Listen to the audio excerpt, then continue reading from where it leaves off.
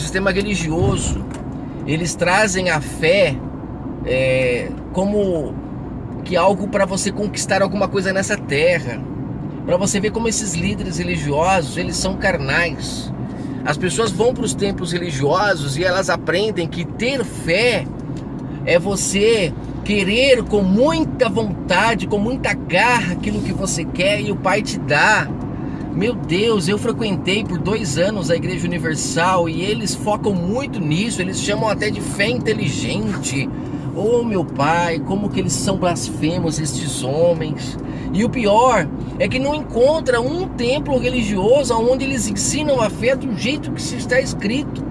Eles pegam aqui o verso, logo no comecinho, o verso 1, quando ele fala que ora, a fé é o firme fundamento das coisas que se esperam e a prova das coisas que não se veem. Eles pegam este verso e colocam para as pessoas: o que você quer? Quer uma casa? Quer um carro? Quer uma moto? Quer uma fazenda? Quer um iate? Então acredite que você vai ter. E aí as pessoas fazem campanhas nesses templos para poder adquirir. Aí uma ou outra pessoa que consegue ter riquezas, porque a maioria não tem, pode olhar, dentro dos templos a maioria das pessoas estão na miséria. São um ou outro que consegue ter sucesso, de repente pela área que a pessoa trabalha já é propícia a ter sucesso, é só ela se dedicar um pouco mais, e aí essa pessoa consegue, aí eles usam esta pessoa depois como referência, né, para que as outras pessoas também continuem na mesma fé, não desistindo.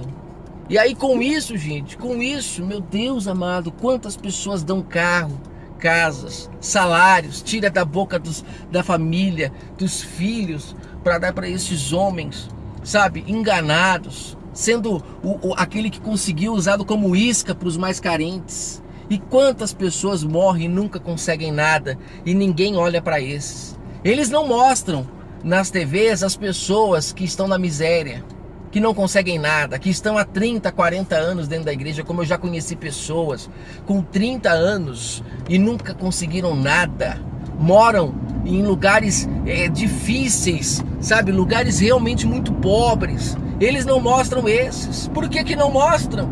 Porque não é interessante. Mostra só aquele que conseguiu.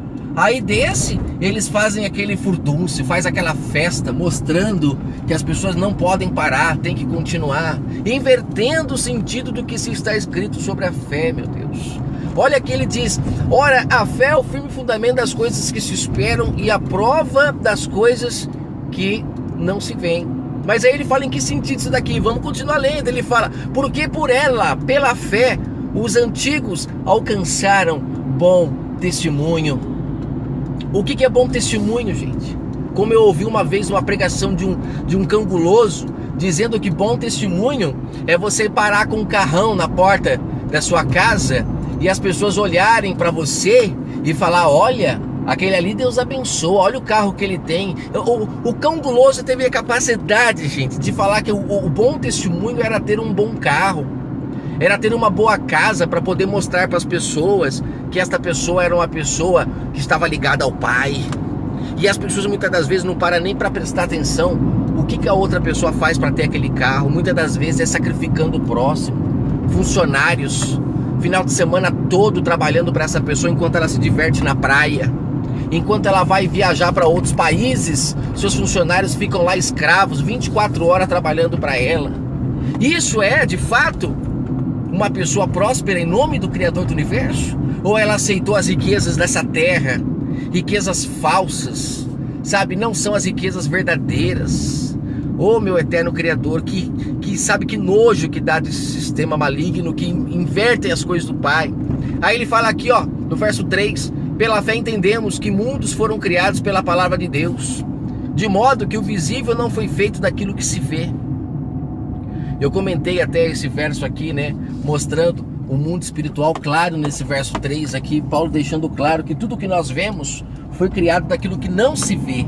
Então existe o mundo espiritual e o mundo físico, ele caminha paralelamente. Por isso o Messias usava o tempo todo exemplos da terra, porque é muito igual. Você vê uma prostituta na esquina ali, estragando relacionamentos, né, conduzindo homens à perdição. É a mesma coisa que a Babilônia faz. ela traz as pessoas através do seu engano, através da sua lavagem, através do seu vinho. E aí quando a pessoa chega lá, ela acaba com a vida da pessoa. A pessoa começa a ficar rica, próspera nessa terra, mas ela se esvazia da riqueza do nosso Pai, do nosso eterno Criador.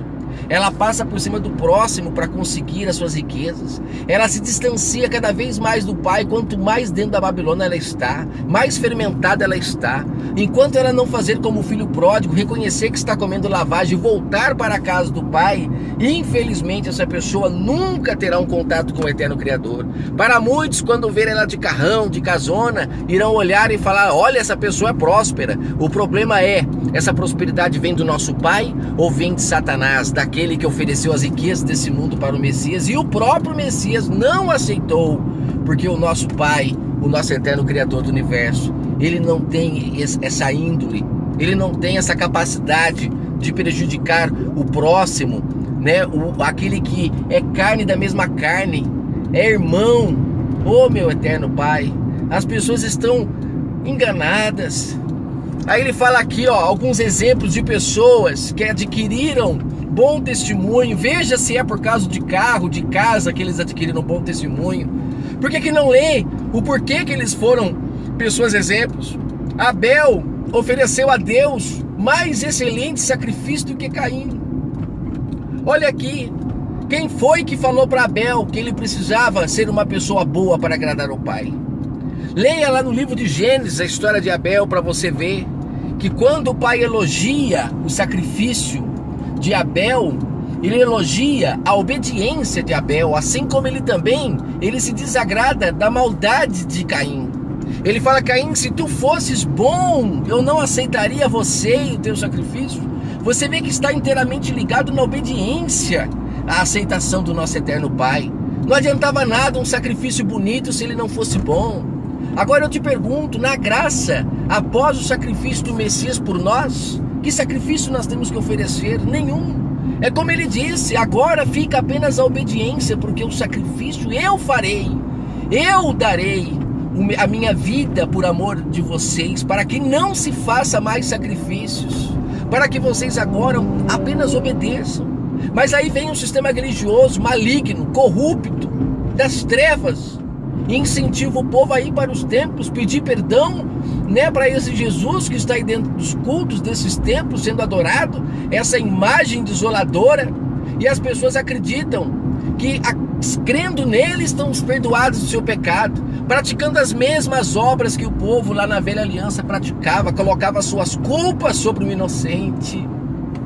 Oh, meu eterno Pai, o Messias, ele veio nos ensinar a sermos obedientes ao nosso eterno Criador, porque se assim o fomos, como ele disse, o amor cobre multidão de pecados. Para sermos perdoados, só precisamos praticar o amor para com o próximo, porque quando praticamos, os nossos pecados são perdoados. Repetindo a oração que ele ensinou, oração de vida: perdoa os meus pecados como eu perdoo os meus devedores. É prática, é vida, não são palavras: Pai, me perdoa. Não! Tem muita gente enganada pedindo perdão para o nosso eterno Criador até hoje dentro desses templos. O Pai quer que nós nos perdoemos uns com os outros, porque quando isso acontece, existe perdão diante do Pai. O que ligamos aqui é ligado lá. Se nós não nos perdoamos aqui diante do Pai, não existe perdão, não existe. Tem que haver perdão aqui para sermos perdoados lá. É nesse sentido que ele fala quando ele diz para Pedro que ligamos aqui, ligamos lá. Porque tudo está relacionado, tudo está interligado, gente. Oh, meu eterno Pai, eu estava lendo aqui, olha, ele usa o exemplo também de Enoque. Enoque que andou com o nosso eterno Pai. O que é andar com o Pai? Eu recebi de um irmão uma imagem de um cachorrinho. E nessa imagem tinha o que é ser um cão fiel. E ali mostrava uma criança, quando foi perguntada a ela, quando seu cachorrinho morreu, por que ela achava que o cãozinho dela havia morrido. E ela disse: eu acho que ele morreu porque ele é tão bonzinho, ele é tão amoroso, que ele acaba vivendo menos tempo. A sua cota de amor, ele cumpre rapidinho. Diferente do ser humano, que o pai dá chance para ele tentar ser bom. E o Pai, como diz, não acaba com o mundo pelo causa da sua misericórdia. Misericórdia do quê? Misericórdia das pessoas se consertarem, das pessoas mudarem as suas atitudes, das pessoas se tornarem pessoas boas. Mas mesmo assim tem gente que morre e nunca encontra a verdade, nunca deixa de ser má. Gente, é muito lindo quando a gente olha uma pessoa que é amorosa. Eu acredito que essa história de Enoque, quando fala que ele foi transladado para não ver a morte, é porque Enoque, com certeza, era um homem muito justo, muito honesto, não aceitava a injustiça. Com certeza era um homem que olhava para a causa do necessitado, para a causa do faminto. E quando o Pai via neste homem esse amor tão grande, e com certeza era um homem que sofria muito, porque pessoas assim acabam sofrendo demais. Este homem, o Pai leva para si porque se parecia muito com ele, porque o nosso Pai é amor. E o nosso Pai é amor. Só que a questão é, com quem ele aprendeu a ser assim? Será que não é porque ele ouvia a voz do nosso eterno Pai? Não de homens. Assim como Abel. Quem foi que disse para Abel que ele precisava ser bom para o Pai se agradar dele? Será que não é o Espírito do Pai que nele habitava e ele dava ouvido a essa voz? Assim também, como ele fala aqui, ó, de Abraão. Ele fala sobre Abraão. Gente, Abraão, quem foi que chamou Abraão para sair do meio da sua parentela? Quem foi que disse a Abraão, sai do meio da sua parentela? Foi um homem? Ou foi o Espírito do Pai que nele habitava e ele ouviu a voz do Pai? E se você for pesquisar, você vai ver que a família de Abraão é uma família muito idólatra. Ele vivia no meio da idolatria, e quando o Pai chama ele, sai do meio de tudo isso, ele não pensou duas vezes. Ele saiu, ele foi buscar um Pai que estava dentro dele e não fora dele, através de imagens, através de coisas exteriores, templos e tantas coisas que existiam desde aquela época. Até hoje existe as pessoas buscando o Pai fora delas. E o pior, sendo enganado por homens, não dando ouvido à voz do Espírito. Lembra de Noé? Noé, o texto é claro, o texto diz que Noé era o único justo do qual o Pai se agradava, dele e de sua família. Quem foi que disse para Noé ser justo? Será que não foi o Espírito do Pai que nele habitava? Qual era o templo que Noé frequentava? Qual era o pastor de Noé? Qual era o templo que Abraão frequentava? Para você dizer que hoje precisa frequentar um templo, precisa ter um pastor para poder se chegar ao nosso eterno Criador? Por que que as pessoas precisam dessas coisas? Se os heróis da fé, homens que alcançaram um bom testemunho diante do Pai, nenhum deles tinha templo para frequentar, nenhum deles tinha pastor homem para seguir, todos eram guiados pelo Espírito do Pai. Veja, no verso 7 aqui ele fala, pela fé Noé foi divinamente avisado das coisas que ainda não se viam. Sendo temente a Deus, preparou uma arca para o salvamento da sua família. E por esta fé, condenou o mundo. Tornou-se herdeiro então da justiça, que é segundo a fé. Que fé é esta que Noé teve? Foi uma fé para comprar um carro, uma casa, para ter uma vida bem-sucedida? Ou não? O Pai só quis livrar Noé daquele dilúvio, porque Noé era uma pessoa justa, honesta. E ele, por ouvir a voz do Pai, é que ele era justo e honesto. Isto é ter fé. É uma pessoa que crê que o mundo invisível existe. Não é um mundo visível apenas. Tudo o que nós vemos foi feito do que nós não vemos. É por isso que esses homens alcançaram a fé, porque eles acreditavam que existia um mundo além desse que nós vemos com os olhos nus. Precisamos abrir os nossos olhos espirituais. Pela fé, Abraão, verso 8, sendo chamado, obedeceu. Quem o chamou? Quem o chamou?